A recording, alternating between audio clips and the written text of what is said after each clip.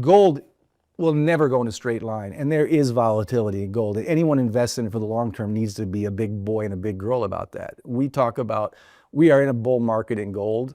People say the gold price is going down, 8%. I said, really, it's going down from 2,000 to 4,000 in the last 18 months. Gold's going down. But if there's an 8% retracement, that's like the end of the bull market. It's not.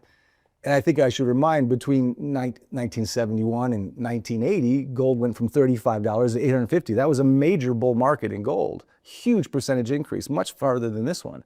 But in 1975, gold lost 50%. Although it was on its way to 850, it went down to 260 and then some. It had a major uh-oh moment as an asset in the middle of its bull run, is all I'm saying.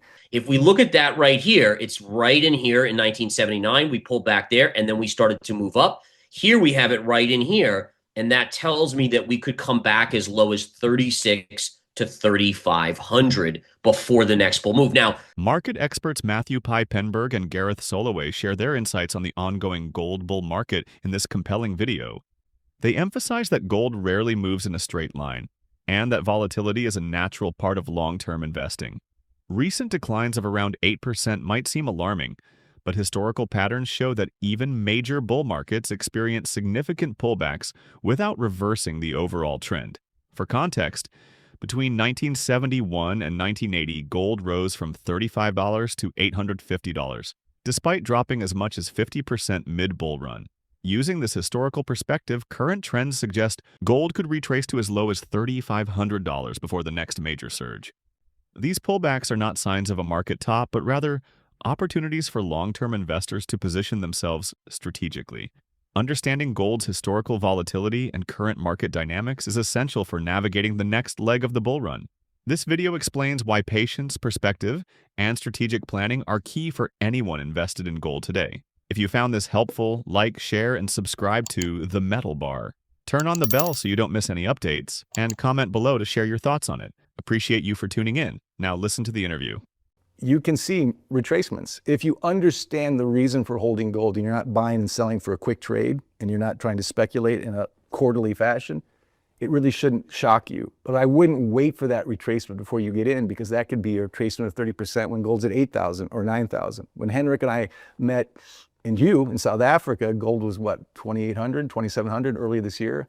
And if there was a 30% retracement then, he would have been right. But if you waited for it then, you'd have missed out on the rise to 4,000. If we saw a 30% trace today, it'd still be higher than it was when we met in South Africa. So you can't time your entries. If you understand the longer term reason for holding gold, again, simply put, it's insurance for dying paper money. It's life insurance for dying paper money, the evidence of which is literally everywhere. It's way past the gold bugging camp. Even the Bitcoin crowd, which I respect, understands that. So, it's just one insurance policy against an openly, obviously dying fiat currency system from the debt-based disaster. So if you understand it that way, you're not going to be worried whether you bought gold at 4,000, 3,700, or waited for a pullback, because I and many others, beyond just the gold camp, which are obviously in our bias circles, in our yes circles, and possibly could be guilty of data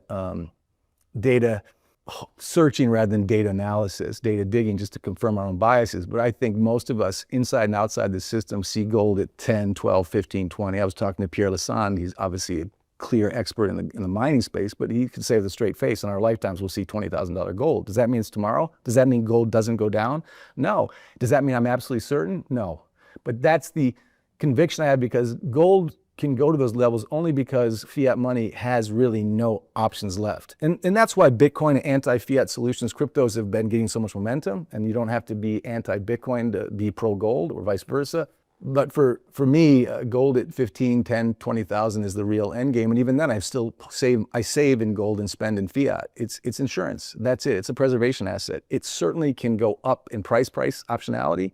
But Egon, my colleague who bought gold at 300 decades ago and sees it at 4,000, isn't doing a victory lap. He still saves in gold. The price has changed, but you're measuring the price change in fiat money. You might as well be measuring in something like chickens or anything else, or polo ponies, whatever. It's not really a good measure of the value of the asset. It just holds its value better than the dollar.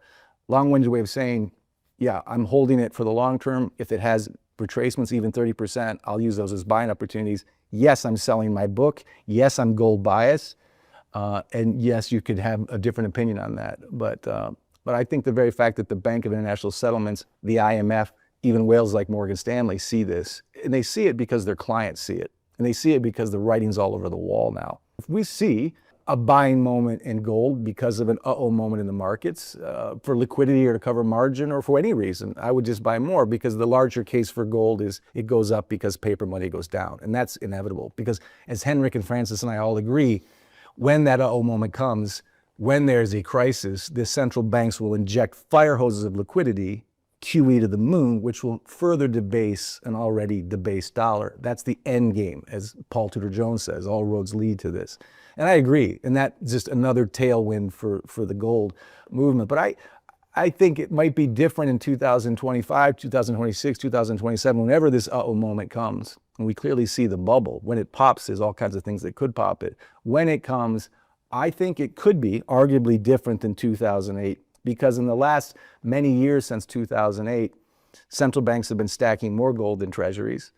We see a clear, it's not just conspiracy theory anymore, a clear de-dollarization trend. We see it in the petrodollar. We see it with the BRICS. We see it with net settlement. We see Saudi Arabia buying, selling oil in yuan. We see a change. It's not the end of the dollar, but we see a clear change, very different than pre-2008.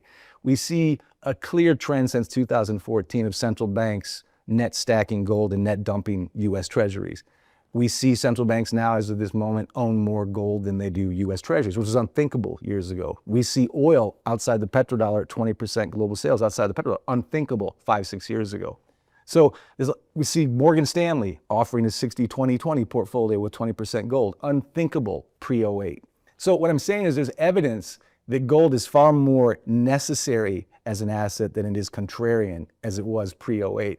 And that's why I argue it's very possible that the next uh-oh moment we'll see actually, possible retracement in gold. But I think we actually could see a run to gold in a more institutional way than we did in the '08 crisis. In this in-depth discussion, market experts explore why gold remains one of the most critical assets for investors in today's volatile financial environment.